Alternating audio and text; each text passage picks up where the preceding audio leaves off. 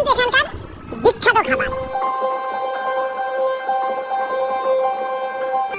অনেকেই মায়াপুর ঘুরে চলে যান, কিন্তু নদিয়াকে গোটা বিশ্ব চেনে নিমাইয়ের জন্মস্থান হিসাবে। আবার মহাপ্রভুর জন্মের আগেই নবদ্বীপ ছিল বাংলার রাজধানী। শিক্ষা, বিদ্যা চর্চা, সংস্কৃত এবং শাস্ত্র চর্চার এক পীঠস্থান ছিল এই নবদ্বীপ।